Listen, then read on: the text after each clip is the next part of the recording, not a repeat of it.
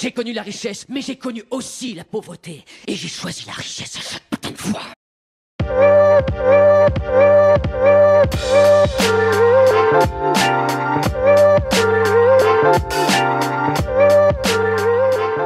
Bienvenue sur la chaîne de l'Examen Crypto. Nous sommes le dimanche 9 février 2025, il est actuellement 9h55. On va faire le point sur, bien sûr, les news, le Bitcoin et aussi les altcoins qui reprennent des belles couleurs, ça fait plaisir.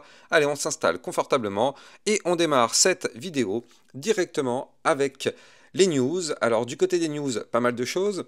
Crypto Détente qui nous pousse qu'il y a une nouvelle réglementation sur les transactions crypto en France. Le Sénat valide une loi interdisant les outils rendant intraçables les échanges entre crypto-monnaies. Donc là, la visée, c'est les protocoles d'obfuscation et services brouillant les flux financiers en actifs numériques. Donc un coup dur pour la confidentialité des transactions. Bon, on va voir ce que ça va donner, mais bon, de toute façon, on sait très bien qu'en France, on connaît parfaitement la direction que ça veut prendre. Kanye West qui balance une offre douteuse. Alors, il affirme qu'on lui a proposé 2 millions de dollars pour arnaquer sa communauté avec un meme coin, mais il a refusé. Donc, on lui avait proposé 750 000 dollars d'avance, 1,25 million de dollars après, juste à prétendre un hack de son compte X. Bon, bah, c'est quand même dingue, hein, Et c'est pas le seul, hein, il y a eu aussi d'autres personnes qui ont été contactées par ce type de scammer. C'est assez fou. Crypto Détente qui nous pousse que le marché s'accorde désormais sur une seule baisse des taux par la Fed cette année. Donc plus question de pivot en série. Donc on va voir ce que ça va donner. Alors ça, c'est peut-être pas forcément une super nouvelle. On sait que l'idée c'était qu'à la base on avait plusieurs pivots sur l'année. Bon, pas forcément copier-coller, enfin pas forcément tous en même temps, hein, mois après mois, mais peut-être tous les 3 mois il y avait une baisse des taux. Mais bon, là, a priori, il n'y en aurait qu'une seule. Bon, c'est pas tip-top comme nouvelle, mais bon. Alors, du côté du club Lexarocket, on avait vu hier la crypto True, donc le TrueFi, qui d'ailleurs a pris un petit pump, ça fait quand même plaisir, on a pu l'anticiper. On avait aussi vu la crypto SNX et la crypto Waves. Alors, hier midi, je vous avais fait une vidéo, il y a eu très peu de monde qui l'a vue, c'est vraiment dommage, mais je recommande vraiment à tout le monde de la voir. Crypto, la stratégie pour investir. Franchement, si vous n'avez pas vu cette vidéo, c'est vraiment dommage. D'ailleurs, je vais l'épingler parce qu'elle est trop importante. En fait, clairement, là, c'est de la formation gratuite, hein, on va pas se mentir. C'est une formation gratuite. Il y en a qui vous font payer ça très cher. Là, c'est de la formation gratuite et surtout, ça permet de ne plus se faire avoir. Ça permet vraiment d'avoir la mentalité qu'il faut pour savoir investir, à quel moment, comment gérer effectivement la psychologie. Bref, allez voir cette vidéo, il y a du très lourd. Le Marineland veut sa réserve stratégique en Bitcoin. Ça y est, le projet de loi 1309 vient d'être déposé pour créer une réserve d'État en Bitcoin. Le Marineland devient le 17e État américain à envisager d'intégrer le Bitcoin dans sa trésorerie. Donc ça, c'est hyper cool. La CFTC convoque un sommet sur les stablecoins. Un forum réunissant les CEO des plus grandes entreprises crypto va se tenir pour discuter d'un programme pilote dédié aux stablecoins. Parmi les participants, on aura Circle, Coinbase, Crypto.com, Ripple et on aura aussi, alors j'en étais où, et bien d'autres, voilà. L'objectif, la régulation et l'adoption des stablecoins dans le système financier vers une intégration plus large des stablecoins aux USA, ça risque d'être quand même un sujet chaud bouillant, hyper intéressant. Les États-Unis adoptent le Bitcoin de tous les côtés, regardez. Donc hier, on en était à 22 États, les États qui ont effectivement fait la demande pour une réserve en Bitcoin, mais ça continue d'augmenter, c'est ça qui est ouf. Hier, dans le club Lexarocket, on avait eu un beau petit coup de poker hein, quand même. La crypto DEAI qui a fait quand même... on avait pu effectivement anticiper, j'avais expliqué qu'il y avait peut-être un petit scalp à prendre. Et effectivement, elle s'est mise à péter. Je crois qu'on a pris un plus 30 ou un plus 40% dessus, je me rappelle plus, on va le voir après. Donc ça, du coup, c'est dans notre poche, c'est cool hein, pour les membres du club. D'ailleurs, vous aussi, hein, si vous souhaitez rejoindre le club Lexarocket, c'est en description de vidéo, vous avez le lien. Ça vous permet d'obtenir encore plus de vidéos que ce que vous pouvez avoir sur YouTube. Et ça vous permet d'avoir aussi des vidéos concernant des potentiels crypto pépites. Alors, on va jeter un coup d'œil aussi, ça c'était le XRP, je vous avais envoyé une petite alerte sur Twitter, on verra plus tard effectivement ce qui s'est passé du côté du XRP. Et donc j'ai aussi une deuxième chaîne YouTube, hein, vous le savez, n'hésitez pas d'aller la voir, hein, c'est des petites vidéos un petit peu pour tout ce qui est le domaine de l'étrange, le surnaturel, j'aime bien aussi tout ce domaine-là. Et donc j'ai fait une vidéo donc hier par rapport à ça, donc sorcellerie ou exorcisme, le mystère de Nayeli au Venezuela va vous glacer le sang. N'hésitez pas à vous taper sur YouTube les veilleurs de minuit, ou bien directement vous allez regarder cette vidéo, franchement ça dure 2 minutes. minutes, c'est sympa, n'hésitez pas. Et puis en plus, si vous vous abonnez, ça me donne de la force pour la suite. Ah oui, donc voilà, c'était ça. Donc là, la crypto DEAI, vous le voyez ici. Donc à la base, elle avait déjà commencé à pousser, elle avait pris un plus 21,92 et puis après, elle a continué de péter. Alors je ne l'ai pas là, mais on pourra regarder après ce qu'elle a fait. Elle a pris un plus 40%, enfin bref, dingue. Dingue, et ça s'est passé juste après la vidéo. Bref, allez, on va regarder effectivement ce qui se passe du côté du Bitcoin. Mais avant ça, je rappelle à tout le monde que tout ce que je vais dire dans cette vidéo n'est en aucun cas un conseil financier. C'est à vous de faire vos propres recherches. Et n'oubliez pas que le trading de crypto comporte des risques de pertes partielles ou majeures. Allez, avant de commencer, on commence directement avec la map de liquidité. Donc là, vous le voyez, hein, ça continue d'accumuler. Regardez, là, on a un joli bloc ici à 100 000 $. Donc là, c'est une belle zone qu'il va falloir récupérer. On a aussi quand même, il faut le noter, un bloc entre les 95 500 et les 94 000. Hein, donc prudence quand même, prudence. Là, on est au milieu de tout ça. On ne sait pas de quel côté on va aller liquider. Mais en tout cas, il y a deux blocs, un en haut, un en bas. Lequel on ira chercher en premier? Mystère. On va essayer d'ailleurs de deviner ça au travers de la vidéo. Du côté du Fear and Greed Index, on est toujours à 35, donc ça reste toujours excellent pour nous, investisseurs. Ça nous permet d'investir dans des zones où effectivement les prix sont plutôt bas, où justement les gens ont peur d'investir.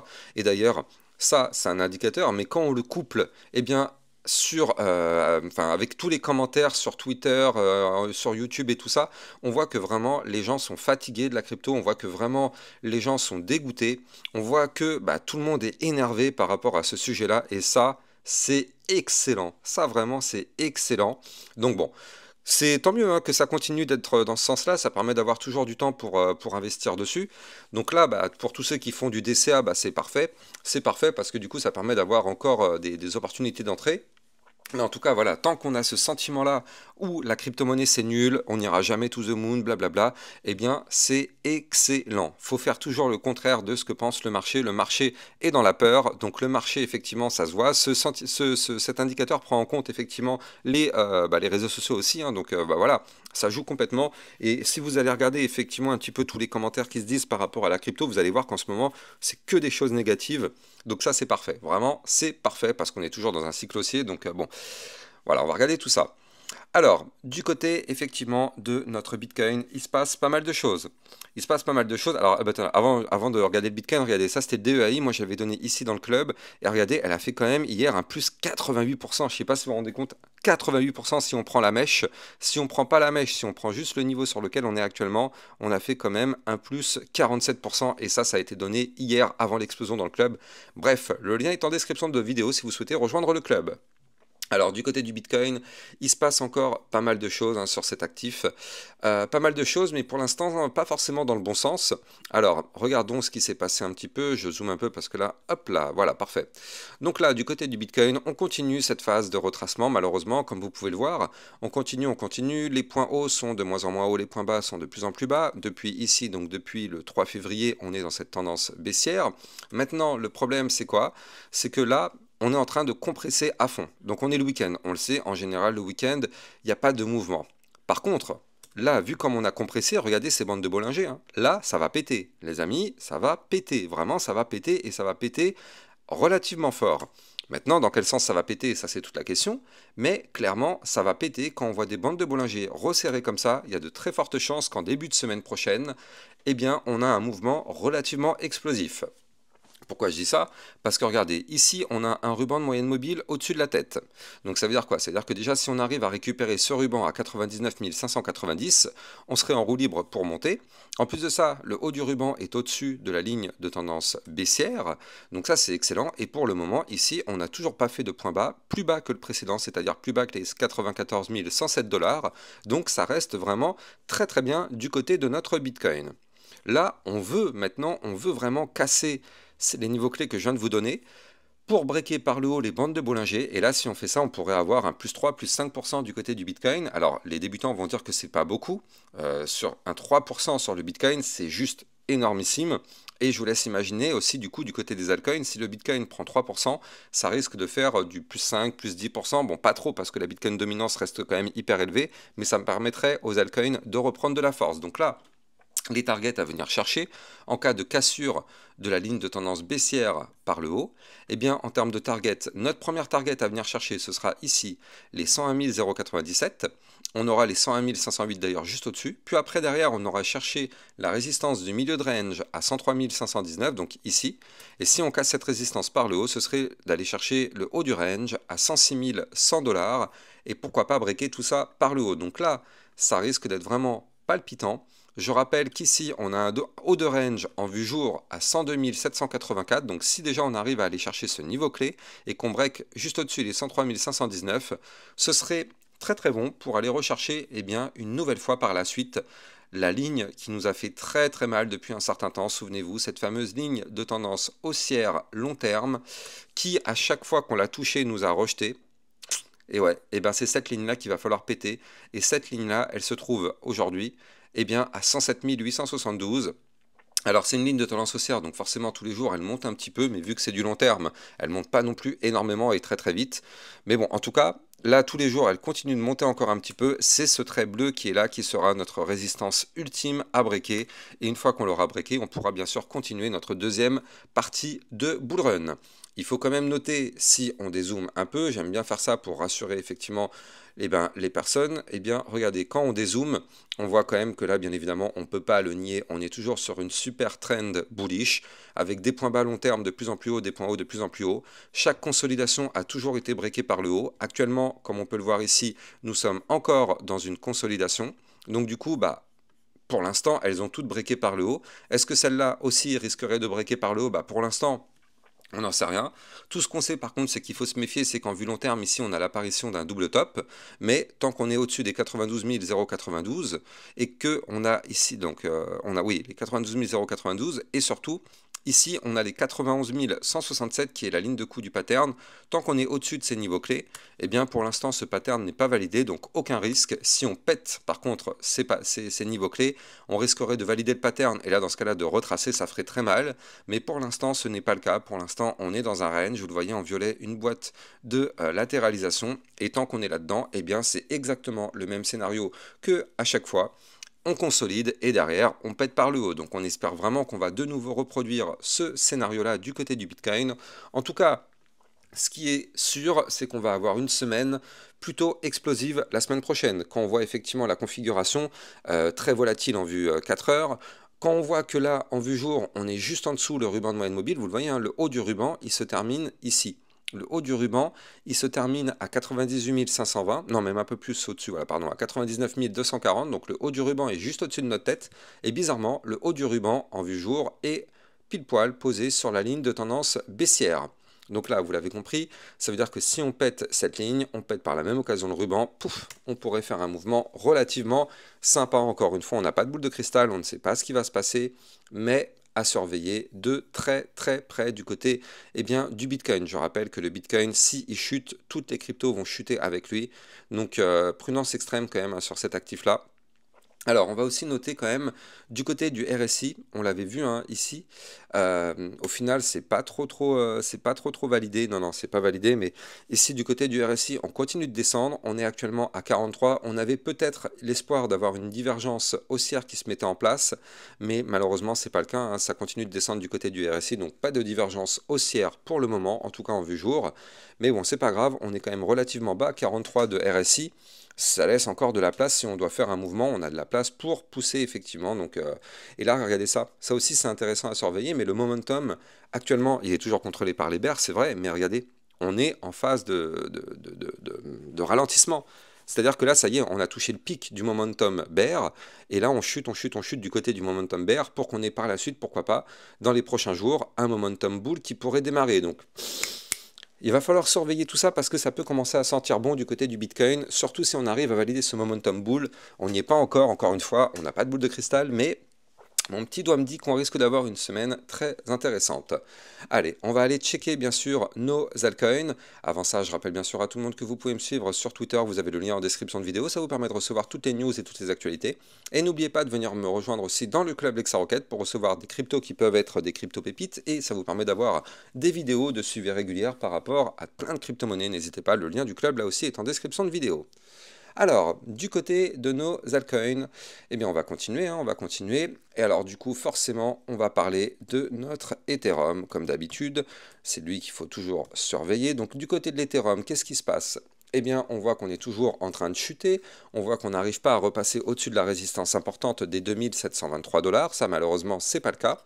Donc, pour l'instant, pas de signal d'achat du côté de l'Ethereum, aucun signal d'achat en vue moyen terme. Donc là, du côté de l'Ethereum, si on veut reprendre de la force, il faut breaker ces fameux 2723 $, ce qui nous permettrait d'aller rejoindre les 2900, et puis après, pourquoi pas, les 3125. De toute façon, comme je vous l'avais déjà dit à plusieurs reprises, ces 3125, quoi qu'il arrive, je ne suis pas inquiet, je pense vraiment qu'on reviendra rechercher ce niveau clé. Encore une fois, ce n'est pas un conseil financier, c'est juste une propre conviction basée sur le fait que quasiment tout le temps, on a un pullback. Donc là, on n'a pas encore eu de pullback, donc c'est pour ça que je pense vraiment qu'on reviendra rechercher ces 3125 $. Mais bon, là pour l'instant, en tout cas, on est en train de chercher à récupérer cette résistance. En réalité, on est sur une petite phase de consolidation du côté de l'Ethereum. Bon, c'est un petit peu un copier-coller du Bitcoin. De toute façon, toutes les cryptos suivent le Bitcoin globalement. Donc là, du côté de l'Ethereum, en réalité, on a une petite ligne de tendance baissière qui se dessine là, ici. Et qu'est-ce qu'on voit? Eh bien, on voit tout simplement que tant qu'on est sous cette ligne, on n'ira pas plus haut. Bizarrement, cette ligne match avec la résistance dont je vous ai parlé à 2723 $. Et il faudrait récupérer ces niveaux clés pour qu'on puisse par la suite aller chercher, donc déjà dans un premier temps, les 2882, puis les 2900, puis ici, après, on aura une très belle autre résistance à 3112 qui correspond à la ligne de tendance baissière ainsi que la moyenne mobile de 100 périodes.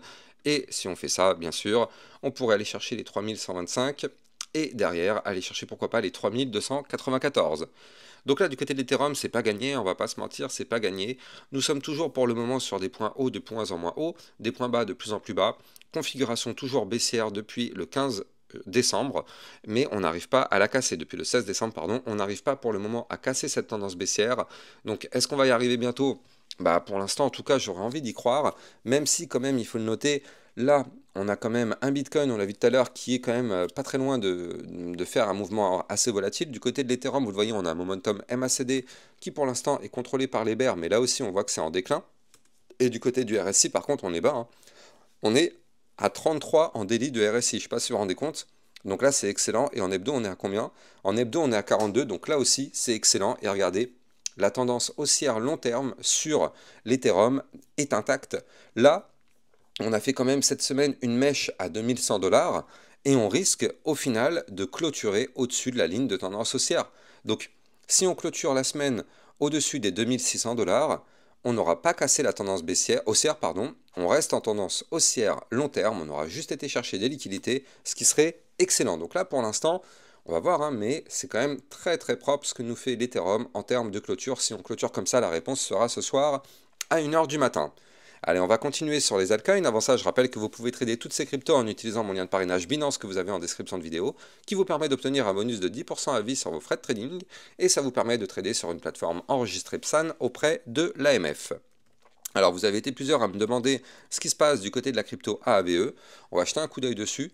Donc là, du côté de AAVE, bon bah, on continue de chuter. Malheureusement, pour l'instant, c'est visible à l'écran. On continue de chuter depuis le 16 décembre. Bah, là aussi, tendance baissière, point haut de plus en plus bas, point bas de plus en plus bas. Donc tendance baissière avérée et validée, pas de problème. Tant qu'on ne repasse pas au-dessus de la ligne bleue là que vous avez ici à l'écran, c'est la ligne de tendance baissière, donc pour l'instant, malheureusement, c'est mort. À chaque fois qu'on la touche, on se fait rejeter, ici aussi, ici aussi. Et là, le problème, c'est qu'on en est quand même très très loin. On est très très loin. Alors après, on est quand même sur une zone qui pourrait être une belle zone de support, mine de rien, parce que regardez, là, ici, on a donc la moyenne mobile 200 périodes à 222,31. Donc déjà, ça, ce sera une belle zone de support. Et on peut très bien venir chercher cette zone-là et rebondir dessus. C'est un gros support, donc il y a quand même des chances pour que ça tienne. Maintenant, le but, c'est quoi? C'est que si jamais on arrive à rebondir sur ce niveau clé, le but serait de récupérer maintenant le ruban. Et vous le voyez, le ruban, il s'étend jusqu'aux 294 $. Donc là, tant qu'on n'arrive pas à récupérer ce niveau clé, malheureusement, on est quand même dans une situation délicate. Si on récupère ce niveau clé des 294, le but serait d'aller chercher la ligne de tendance baissière à 340. Et si on pète cette ligne, vous l'avez compris, reprise de hausse. Reprise de hausse pour aller chercher les 355, 389, 446, voire même des points beaucoup plus hauts. Du côté du RSI, actuellement, on est super bas, on est à 38, donc là, c'est parfait, c'est vraiment parfait. Et donc, du coup, bah, effectivement, on peut s'attendre à quelque chose d'intéressant, pourquoi pas, mais bon, Il faudra, quoi qu'il arrive, que le support dont je vous ai parlé, là, le support des 222, il faut absolument que ce support tienne, hein, sinon vous l'avez compris, malheureusement, on va continuer de s'effondrer. Mais pour l'instant, on est au-dessus, ça va. D'un point de vue un peu plus long terme, donc là, si on se met cette fois-ci en vue mensuelle, quand même, il faut le noter, on a eu une super poussée haussière là il y a quelques mois, et donc derrière qu'est-ce qui passe? On est sur un retracement actuellement, ce qui est tout à fait normal, hein, tout à fait normal d'avoir un retracement après une forte poussée haussière comme celle qu'on a connue. On a un retracement, et du côté du retracement, bah, vous le voyez, hein, on est venu chercher la zone entre les 0,5 et les 0,618 Fibonacci. Donc là, du coup, bah, ça tient, hein, on n'a même pas été chercher la boîte de la release zone, hein, elle est là, la zone de recharge, elle est là. On n'a pas été la chercher, c'est dommage pour ceux qui voulaient réinvestir dessus. On n'a pas été chercher cette release zone, mais c'est pas très grave. On a quand même été chercher une belle zone de support ici entre les 0,5 Fibonacci et les 0,618. Tant qu'on est au-dessus des 183,22, eh bien tout va bien.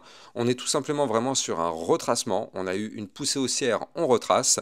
Et derrière, si ces niveaux clés y tiennent, on risque de consolider un petit peu pour reprendre de la force pour la seconde partie du bull run. En tout cas, c'est ce qu'on espère. J'espère que vous avez kiffé la vidéo. Si c'est le cas, n'oubliez pas de liker, commenter, partager au maximum. Vous le savez, ça participe au référencement de ma chaîne.